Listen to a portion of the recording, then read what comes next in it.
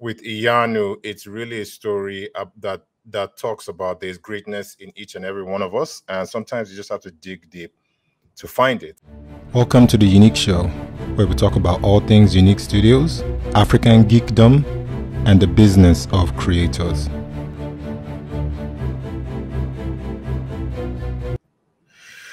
Hello, beautiful folks. Welcome to the YouNeek Show. I am one of your hosts, Roye Okupe, CEO and founder of YouNeek Studios. Co-hosts, introduce yourself. Abaje here from the Nigerian Nerds, and massive fan of all things African, and especially African sequential art, comic books, creative storytelling. How you all doing? And let's not forget food. But anyway, we'll get into that.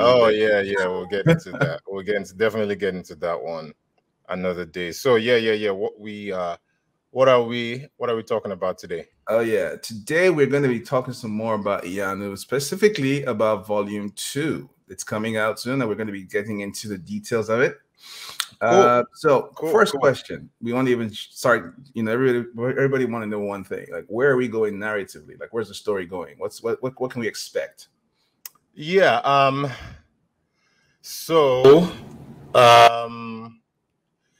I know one of the things that has been happening is people have been asking about the animation, and I just want to remind everybody out there are books out there as well of Iyanu, right? Please check out the books, because if you are anticipating the animation, it's an easy way to really sort of like whet your appetite till that comes out. So I just want to put out that PSA that there are actually books out there.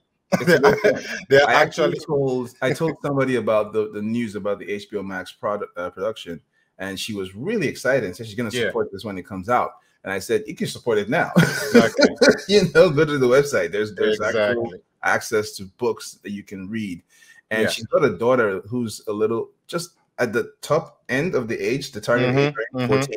Yeah, like she'll probably find this interesting. Oh yeah, definitely. She would love it. But for everybody that doesn't know, Iyanu, Child of Wonder, it's a story that follows a teenage orphan girl who loses all recollection of her memories, and then she also now finds out that she has powers that rivals the gods of her land, aka the divine ones, and it's only these powers that can really save the entirety of what we call Yoruba land. That's where the story takes place, and save Yoruba land from the corrupt. And the corrupt are essentially animals that have gone berserk, and all they want to do is destroy human beings. So imagine a corrupt giraffe chasing you and knocking you around with his long neck.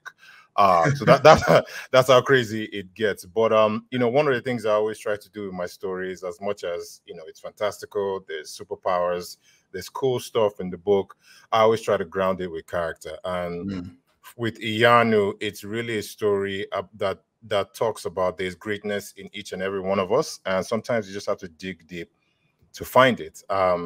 It's funny that even as creators, sometimes there's a lot of things that are inside us that we want to share with the world, but we struggle to do that, whether it's most of the time because of fear, doubts, not believing in ourselves.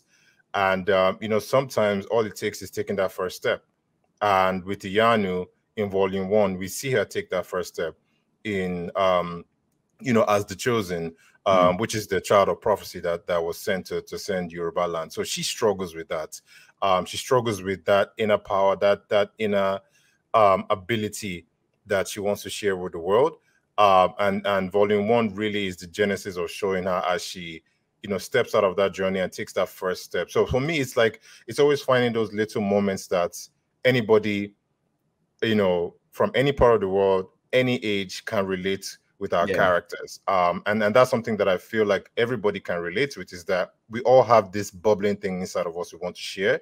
But then like life just keeps giving us a lot of resistance. Volume 2 continues that story without spoiling it. Volume 1 sort of ended with Iyanu outside the walls of Elu. I know we've spoken about the walls of Elu and how it's inspired by the Great Walls of Benin. But yeah, Iyanu. I think, one of the things I liked a lot about Volume 1 is the fact that it's such a beautifully realized, fictionalized version of Yoruba land, right? You do more of that in this, because now you're not just bringing in the society and the culture, but you're bringing in certain facets of the culture, right? Certain facets of the culture that are not just in Yoruba land, but have influenced other parts of Yoruba culture outside of Africa.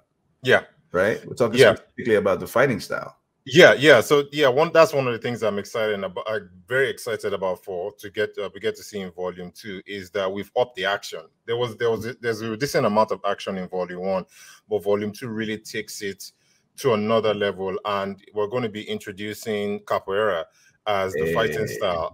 A lot of people don't know that. What is this? That is not capoeira. I didn't say it was. That looks like the electric slide. That looks like the electric slide. What you are just doing. Imagine my first capoeira move. He's hating on it. Oh god. Anyway, a lot of people don't know that capoeira actually originated in Africa, in Angola. It was something called Ngolo, and it was a similar fighting style of flow movements, acrobatic kicks, spinning, and all these different type of things. It was transported, unfortunately, with the slaves to South America, so areas of like Brazil, and that ended up becoming capoeira. It's also cool to say that there's a huge adoration and practice of Yoruba culture in Brazil. Right. Like there's actually people that are Yoruba. They call themselves Yoruba in Brazil. So yeah, we get to see that connection in the book, and you get to see exclusively the fighting styles that most of the characters use be capoeira. And that, for me, that's something special because a lot of times in fantasy books or superhero books, we get to see like judo, kung fu, and some of these other different styles. To me, it was something cool to be able to go back to the roots, the African roots, and bring in a style that is really, really, really home to the continent, and something that you get to see, with the characters as they fight, specifically with Iyanu, as she uses her power. She incorporates capoeira with her powers, and it's just a beautiful thing to see. So why did you? I mean, let's be honest. African martial arts is a thing. There's actually a lot of actual historical art fighting styles. Why did you pick capoeira? Like, what was the reason why you chose to integrate capoeira into the storytelling? Why? First of all, because it looks cool. Let me just put that out there. It looks capoeira. If you've seen capoeira, it looks very, very cool. Yeah. But I think to me, I just didn't want to have the characters, using kung fu. I just thought that, how close can we get to what people would be using in that time period? I know that obviously Ngolo was something that originated in Angola, but it's closer to Yoruba than, say, using a fighting style that was in Asia, like kung fu. So for me, it's about paying homage to the authenticity of the continent.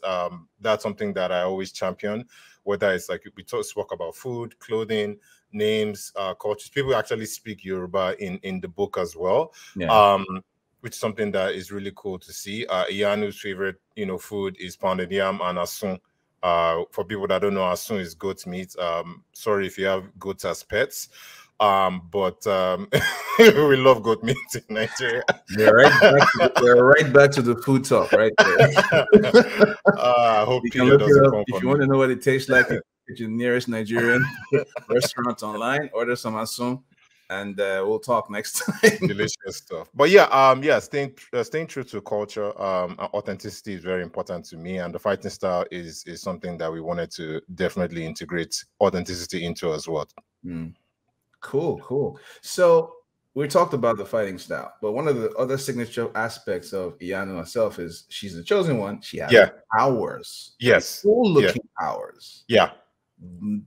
We've wondered about that. Like, how does it happen that this young lady has these powers? Where did they come from? And you're going to be diving into the backstory or the explanation of how they work, right? And how the powers themselves function. So tell us a little bit more about that. Like, what exactly can we expect to see? Yeah, so we got to see Iyanu use a sliver of her powers in Volume 1. Volume 1 was really a story of showing her being erratic with her powers. So she has zero control over them. But volume 2, you know, one of the key arcs in the book is showing her go through a training in how to use her powers. And one of the things that this is sort of like a reveal is that if you look at Iyanu, she has 3 dots on her head, right? That represents 3 powers that she has. The first one is what I call, or what we call now in the book, the energy of the unnatural. Basically, she can charge the potential energy in any unnatural object, a stone, a rock, an arrow, which is why when you see Iyanu pull an arrow and charge it up blue, that's her channeling the potential energy in an inanimate object. So she can't necessarily like touch a human being and charge it. So it has to be something that's inorganic. So like I said, that's what we call the energy of the unnatural. And then one thing you're going to see in volume 2 is her use the energy of the natural. And that's basically chlorokinesis for my science nerds out there. She's able to control plant life. So she can bring vines from, you know, down on the floor. She can control leaves and things like that. She can even make a mango bigger, which is it's a cool part. I know, right? Again, food like, hey, you know, that's something that's a staple. So we get to see that introduction of our energy of the natural. And then the fusion of the energy of the unnatural and the energy of the natural and unnatural gives the third and most powerful power, which is the energy of the supernatural. Right. And that's essentially her ability to tap into spiritual energy that's around each and every one of us. So in our story, in Yoruba land, every living being gives off an aura of spiritual energy. You know, call it, you know, chakra, whatever you want to. And so anything that lives and breathes exudes that power. She's able to tap into that and use it, you know, for her own needs as well too. So you're going to get to see in different forms and different parts of the book how train and be able to use these powers. But at the same time, these things are very, very story related. They're not just fancy things. Like everything that I've said is tied to story elements that build upon her character arc and where she's going eventually. Like obviously in the first few volumes of this book, like we're chronicling her journey to the source, which is where her powers come from. So all these things are intertwined, and story-wise, you're going to get to see why they're being used as well in volume 2. And it's great that we get to see her grow through all of this, because if there's one criticism that's sometimes labeled at certain heroes is that they are Mary Sue's. They just start out perfect from the start. But we're going to see her journey. We're going to see her go from learning, struggling, and then also acquiring new skills, meeting new people. It's really awesome, and I can't wait to see more of it. Really. Yeah, definitely. I mean, I love what you said, because that's the approach I try to take. I try to show characters that have a lot of growth. And like I said, you know, one of the things I feel like people love about Iyanu so far is they get to see her internal struggle. She's an extraordinary person that's trying to be ordinary, and that's not going to work for her. She has to embrace being extraordinary. She has to embrace being special and step into those shoes. And that's what I feel like, you know, like I said, as human beings, like we've all been created with something special and extraordinary inside of us. And it's up to us to really accept that, yes, I am extraordinary. You know, I may not be Tom Brady or LeBron James, but in this aspect of my life, whether it's writing or, you know, dancing, you know, doing music, I am extraordinary, and I'm going to express that gift, and I'm going to share it with the world.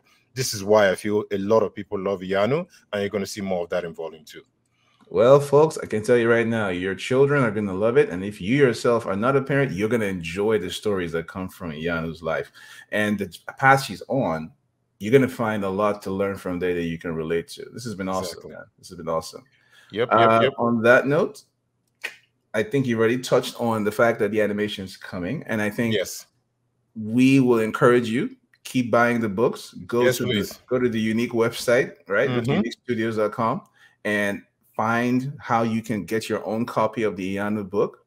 And when you do, also time to put yourself in position to get volume 2 and read the stories that we've just been talking about here and the direction that Roye has been taking the story.